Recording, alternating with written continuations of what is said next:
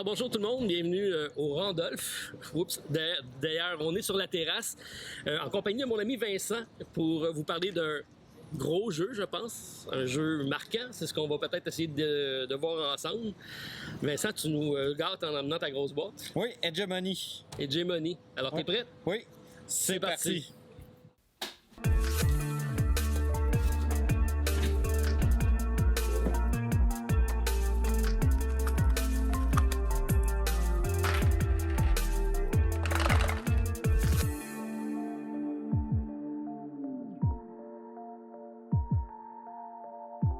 Alors, voici la grosse boîte qui fait beaucoup parler de ce temps-ci avec Hegemony Lead Your Class to Victory, qui va arriver d'ailleurs en français prochainement. Je vais te laisser présenter le jeu dans son ensemble parce que, bon, c'est ta boîte. Ouais.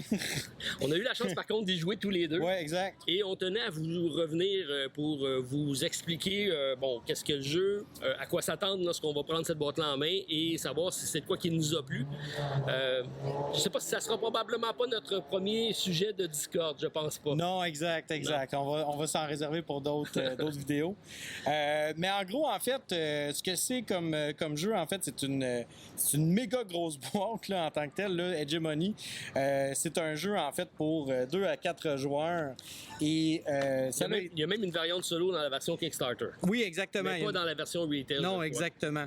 Et là, il va falloir que... Désolé, en fait, j'ai un petit peu de la misère avec les noms, là, parce que c'est ça.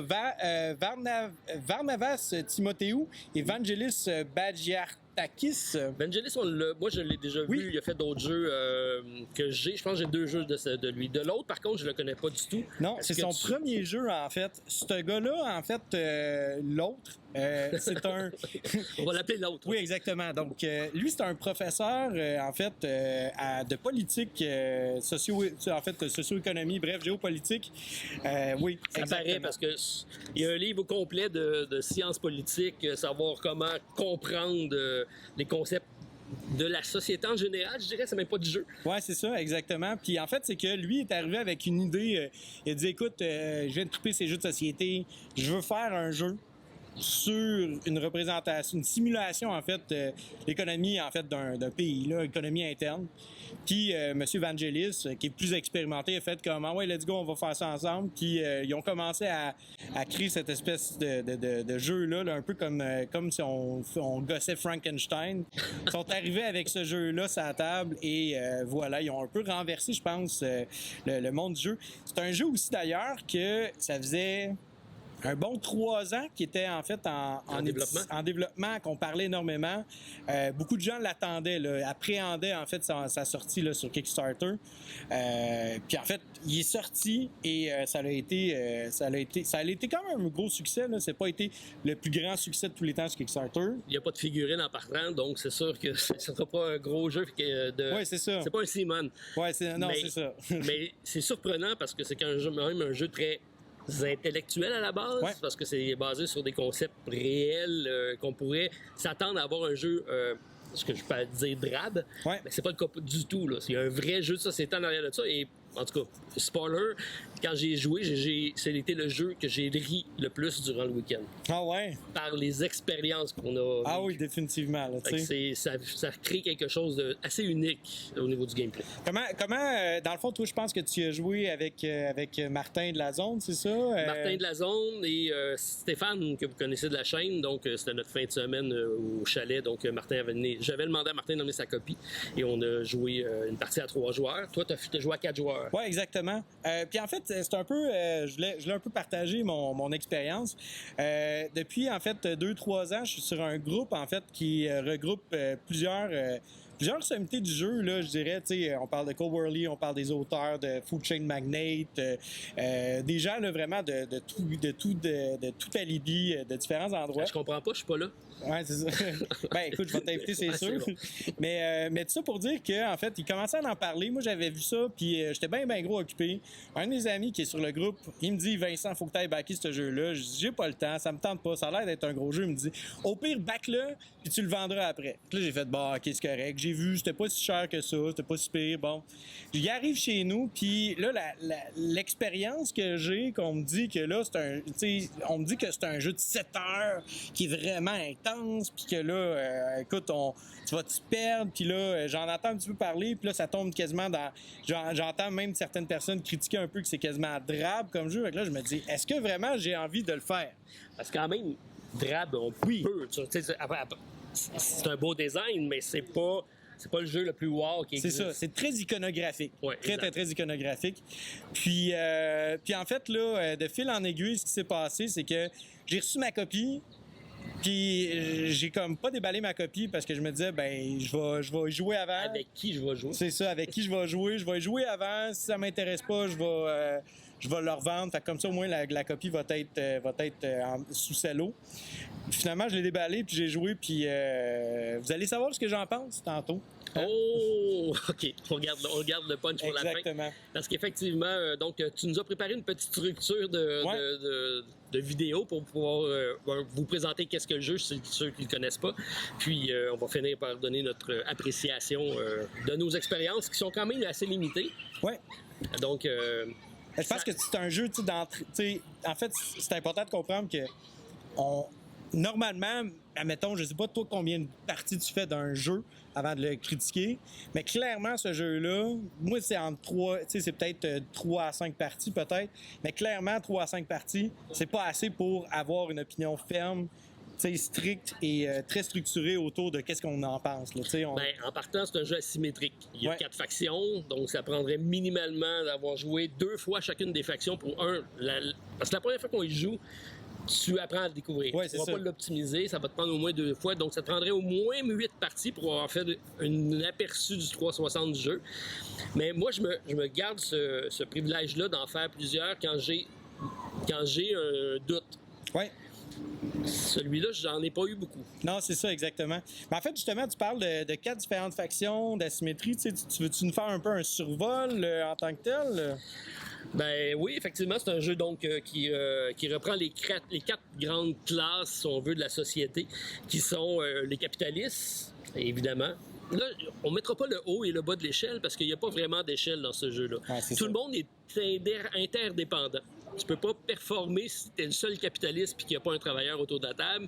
Puis au même titre, les travailleurs ne pourront pas travailler s'il n'y a pas d'usine pour travailler. Donc, c'est la beauté, je pense, de ce jeu-là, c'est que tout le monde doit négocier ensemble, collaborer ensemble, mais sans trop en donner. Ouais. Donc, puis là, il y a toute l'histoire des votes et des lois. Là, on reviendra dans le détail du jeu. Ouais. Donc, mais il y a les capitalistes qui, eux, vont essayer d'engranger le maximum de richesse pour gagner des points de vie, des points de succès ouais. et de remporter la partie.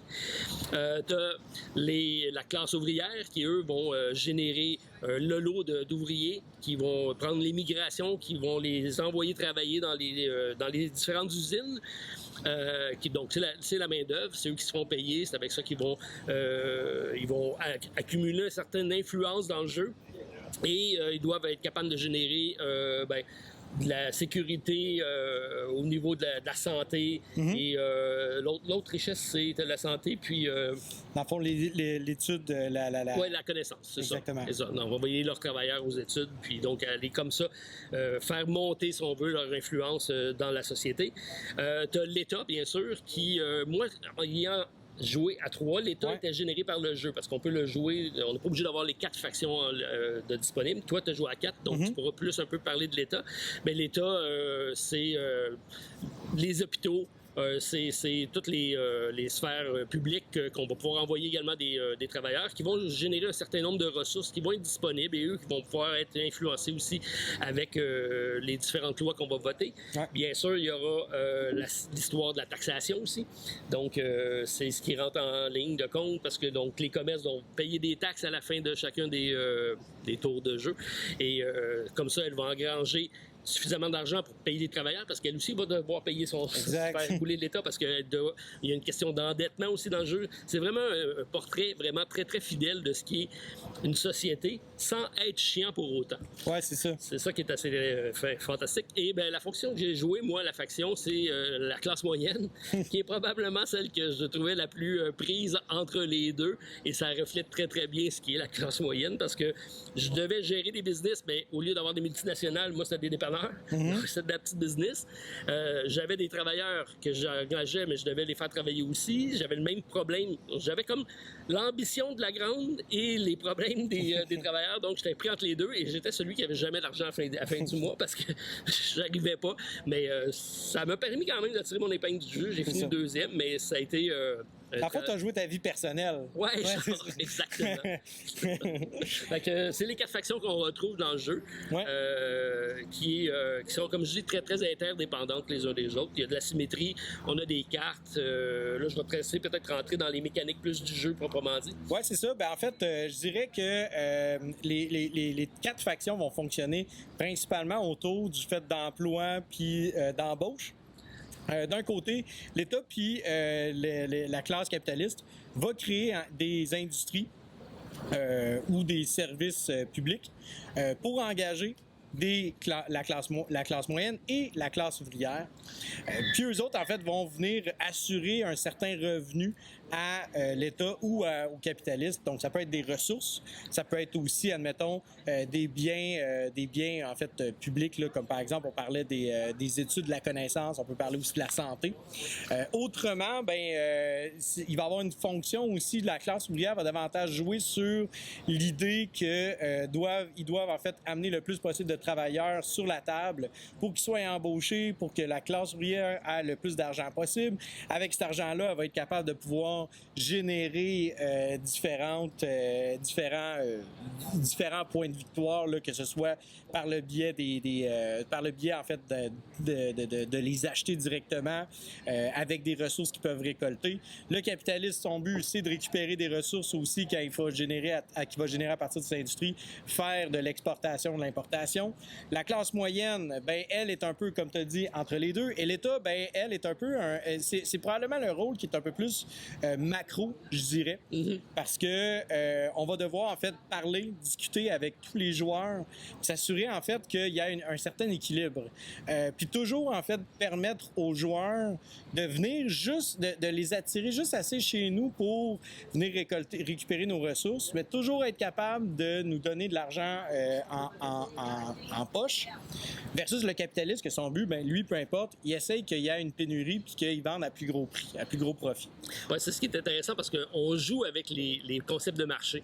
Donc, on va influencer autant le salaire minimum que le nombre d'émigrants qu'on va avoir qui va venir à chaque tour de jeu. On va aller chercher une même chose au niveau des connaissances. Est-ce que l'université, ça va être plus payant ou moins payant? Sinon, ça va avoir une influence sur les taxes parce que plus on met ça gratuit et plus les taxes sont fortes. Donc, les commerces vont devoir en payer plus. Et là, c'est tout ce dilemme-là et cet échange-là qui fait en sorte que le jeu est assez riche. Exact. Et là, ça passe au niveau de l'autre facette du jeu, c'est les fameux votes. Ouais. Donc, on a une espèce de backbuilding de jetons d'influence, chacun sur un jeton d'une couleur, qu'on va pouvoir remettre dans le pool comme ça. Et à chaque fois qu'on va vouloir voter une loi, on va la proposer et éventuellement, on va tirer un certain nombre de cubes qui va déterminer donc l'issue du vote. Et il y a une notion que nous, on n'a pas fait, imagine-toi donc. C'est les fameux cubes d'influence. Ah, OK. On avait omis cette règle-là dans la première... On la faisait pour les déclencher, mais pas pour les influencer après je comprends. Fait que de sorte que moi, j'avais à peu près 32 jetons d'influence que je ne me suis pas servi. Fait que donc, ma partie... ça me prend de revanche. Oui, c'est ça, exactement. Puis, tu sais, pour vous donner un indicateur, là, on fait un survol très, très large parce que, pour vous donner un indice, là, ça, c'est un aide de jeu là, complet. Là. Par joueur. Par joueur, exactement. Donc, on a les 4 classes différents. On a aussi un tout petit aide de jeu. Un résumé du résumé. Exactement, c'est ça. Puis ça, c'est littéralement, en fait, c'est une bonne partie des règles. Puis on va avoir ce résumé-là du résumé, puis on va avoir aussi cette aide de jeu-là qui va nous permettre de comprendre c'est quoi les différentes phases. Donc, on a d'abord une phase de préparation qui est un peu une phase de management là, en lien avec qu'est-ce qui est avec les différentes factions. On va avoir une phase d'action qui, elle, est axée principalement sur des decks de cartes que l'on a là, Donc, pour vous donner un exemple, là, ici, on a différentes cartes. Les joueurs vont avoir, vous allez voir, c'est tout petit, mais c'est un peu plus gros. C'est bon, mais je vais mettre des images éventuellement durant la vidéo. Donc, c'est effectivement, on a un deck de cartes qui va nous permettre soit de faire ce qui est marqué sur la carte, ou pour faire une action de base en déposant une carte. Exact. C'est quoi les actions de base? En fait, encore là, les actions de base vont dépendre de ta faction. De ta faction tout le temps. Mais il y a beaucoup qui se recoupent quand même. Oui, c'est ça, exactement.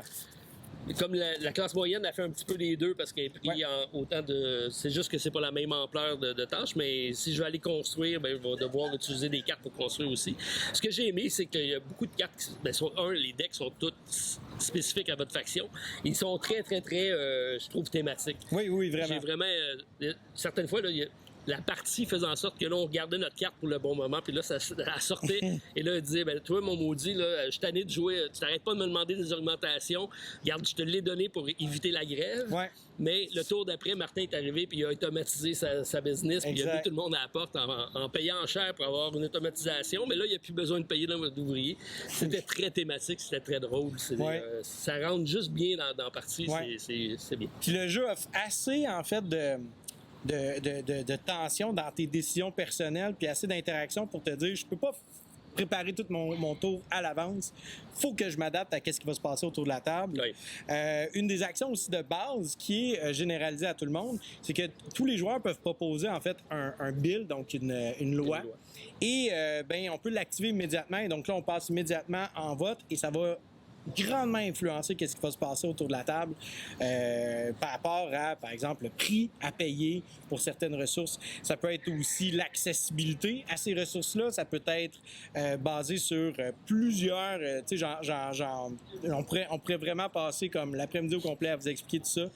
Ça vous dit quand même que c'est un jeu qui est assez long à prendre en main, à installer et à comprendre. T'sais, si Root avait de la symétrie au niveau des joueurs, là, c'est encore plus le cas. On est à un autre niveau. Oui, c'est ça. Donc, juste de l'installer et de comprendre le jeu, ça peut être intimidant. Nous, on a joué avec Stéphane. Stéphane a regardé la table et a dit « C'est vraiment pas mon style de jeu. » Là, on a dit « OK, regarde, souvent, on l'enlève de la table. » Il a dit « Non, je vais vous faire plaisir, je vais embarquer. » Finalement, ça a été son coup de cœur du week-end. Ouais. Mais il faut se donner la peine de comprendre le jeu et d'embarquer dedans. Exact. Mais après ça, c'est génial. Ouais, c'est ça.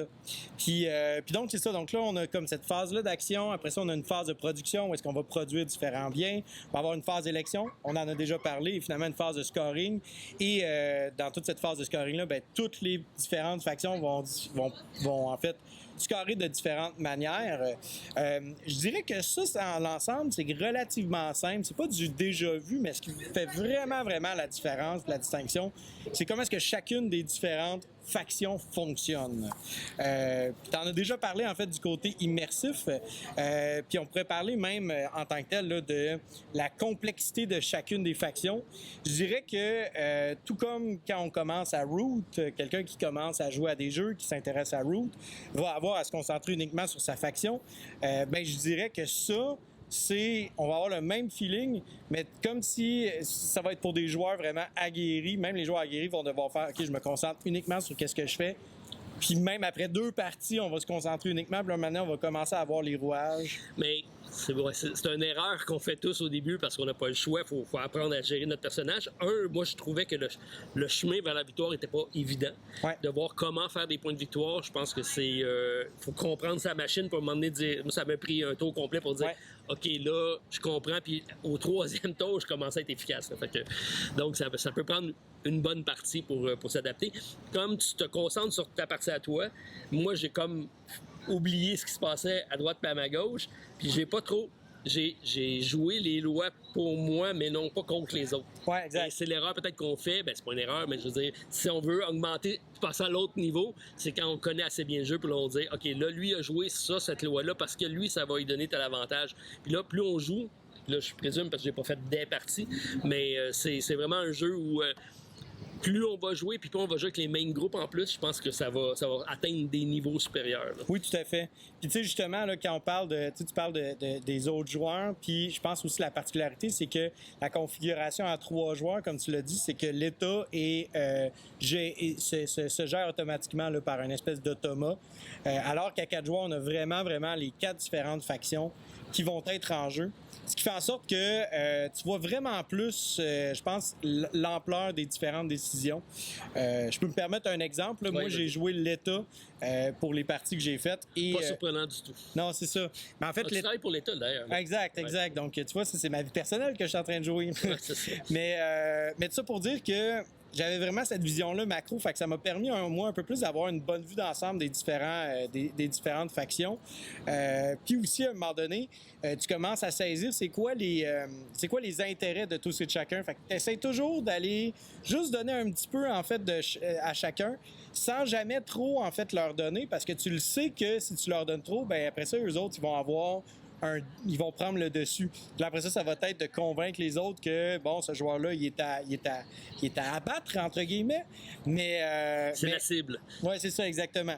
Mais quand même, c'est vraiment, vraiment particulier de jouer cet état-là parce que cet équilibrium-là doit toujours être au centre même de notre jeu. Puis on fait de la politicaillerie, c'est-à-dire je te promets des choses, puis finalement, je peux pas. Je suis désolé. C'est ça, exactement. Je te l'avais dit, mais c'est pas ça qui va se passer. Vous êtes mes anges, hein? C'est ça qu'on disait. Mais, fait que voilà, en tant que tel, toi, c'est ça, tu as vécu l'expérience à 3 joueurs. Comment est-ce que tu as vu l'État, en fait, en tant que tel? Ben, l'État se jouait. C'est un joueur qui était sur le plateau qui se faisait automatiquement, donc c'était assez simple. Là. Il regardait ses ressources, on allait piocher dedans, ça lui générait des taxes, avec les taxes payées ses ouvriers, mais tout se faisait automatiquement. Donc, j'ai pas perçu, c'était pas du tout un problème de jouer sans joueur. Là. Ça se joue hyper bien. Ça fait en sorte que pour moi, ça a peut-être un peu plus nuit au capitalisme, parce que les capitalistes engrangeaient des ressources. Et nous, on n'était pas portés d'aller vers lui parce qu'on l'aidait en faisant ça. Donc, on allait systématiquement vers l'État, puisque en donnant à l'État, ça faisait juste repayer mes travailleurs.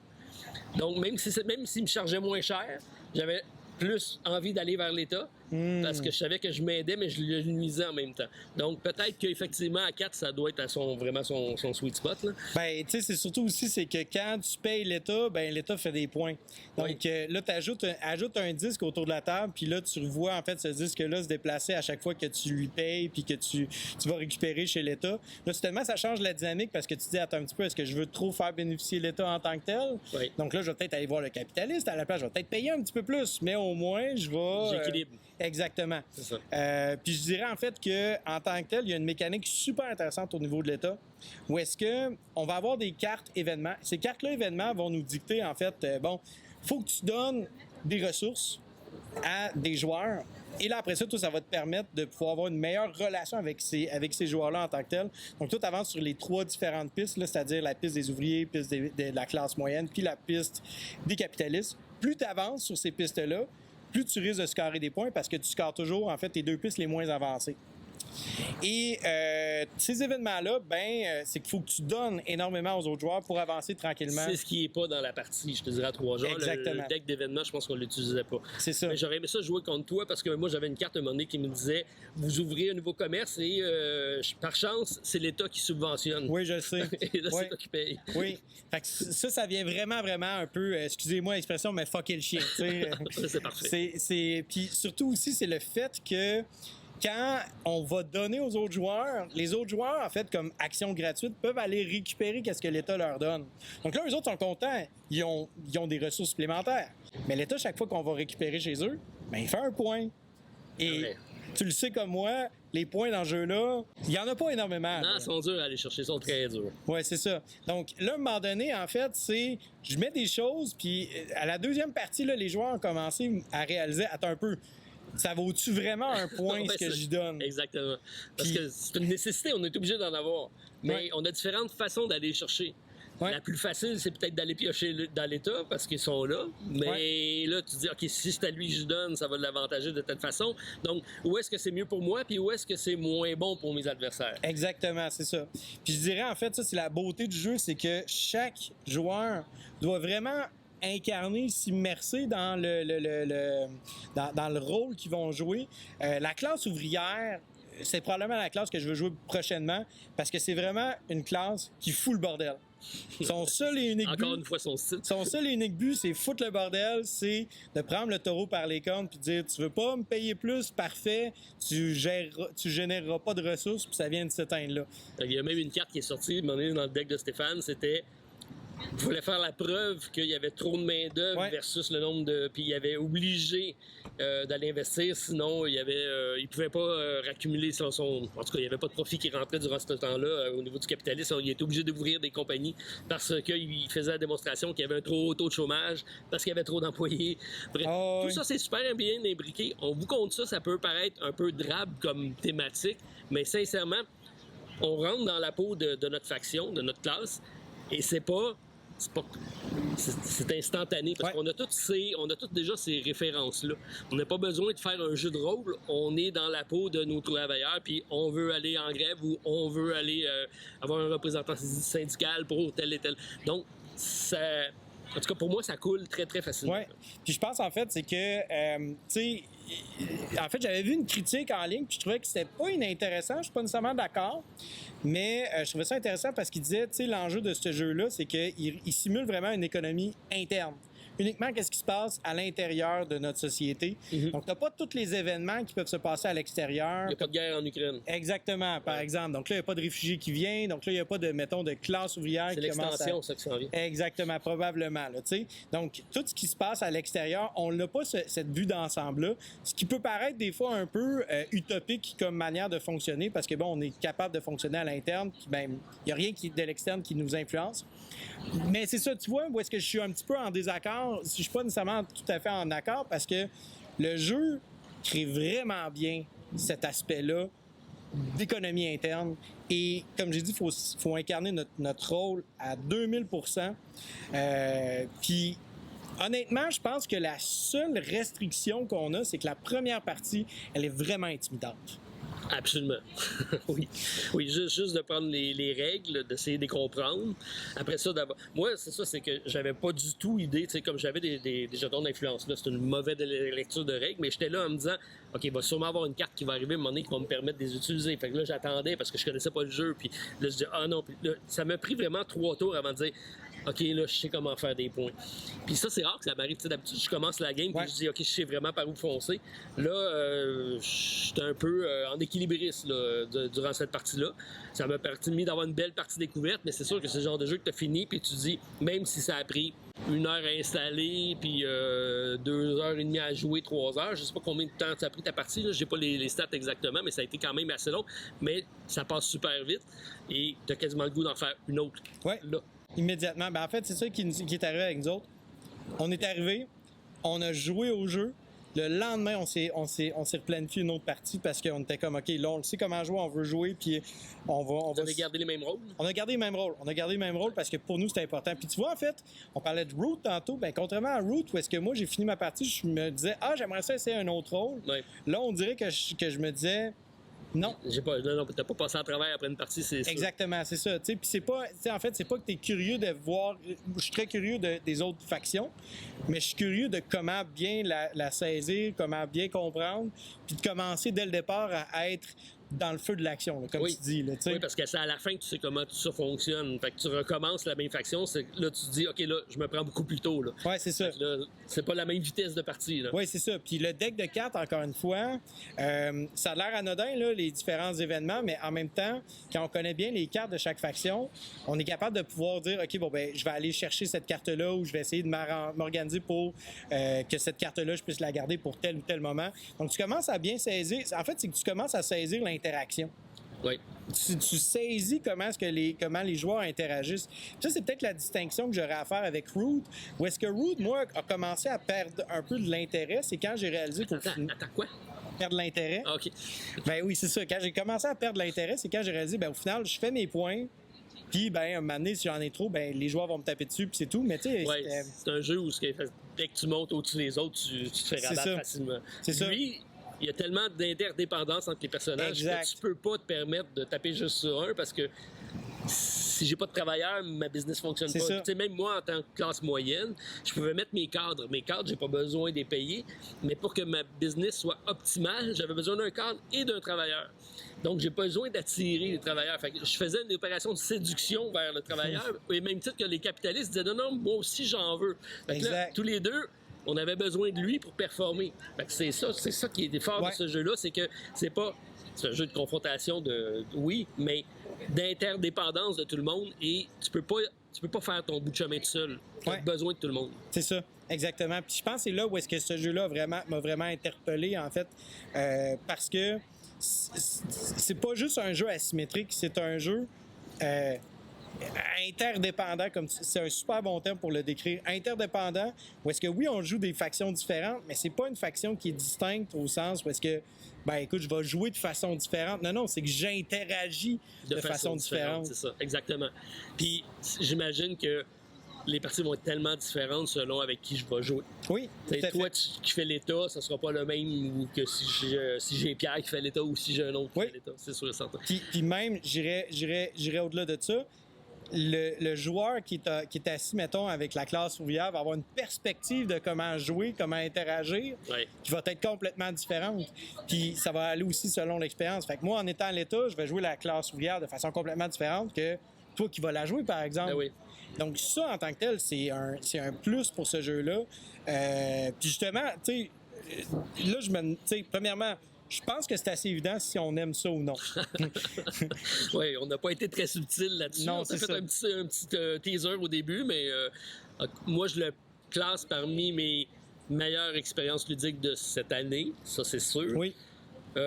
J'ai pas assez joué pour dire est-ce que c'est un jeu qui va se placer dans mon top 10 des jeux de tous les temps. Il faudrait que j'y joue plus souvent, mais vraiment une expérience unique. Il se le place dans une catégorie à part. Je pense que c'est un jeu qui se doit d'être vécu. Oui. C'est même pas jouer, c'est d'être vécu une fois dans ta vie. Oui. Puis je pense qu'aussi, c'est que le jeu réussit tellement bien à recréer cette économie-là interne d'un pays qu'au final, c'est là qu'il se démarque vraiment. C'est pas par les mécaniques, c'est pas par... Non, parce qu'il n'y a rien d'innovateur là, dans tout ce qui est là au bout de la ligne. Là, mécaniquement, on n'a pas réinventé un deck building ou réinventé quoi que ce soit. C'est juste des mécaniques dont la thématique fonctionne super bien avec le jeu. Ouais. Puis les interactions, je pense que c'est là que ça fait toute la différence. Oui, c'est ça. Puis je pense qu'aussi, c'est que c'est par ça que le jeu va être marquant. C'est par le fait que actuellement, sur le marché, je suis pas prêt à dire qu'il y a un jeu qui ressemble à ça. Je suis pas mal d'accord avec ça, effectivement. Il y en a beaucoup qui, tu sais, des jeux d'économie, il y en a eu. Oui. Mais qui est aussi bien rendu puis aussi interdépendant, là, qui crée un écosystème comme ça. C'est assez unique. C'est pas un jeu. Puis comme encore une fois, tu mets le doigt sur le bobo. C'est pas un jeu économique, c'est un jeu qui crée un écosystème. Puis ça, là, c'est ça qui fait en sorte que ce jeu-là sort du lot, selon moi. Parce que c'est pas une question, OK, on embarque sur telle piste, ou les valeurs, par exemple, de portefeuille ou peu importe. Non, c'est littéralement les joueurs incarnent ces portefeuilles-là. Là, c'est ça.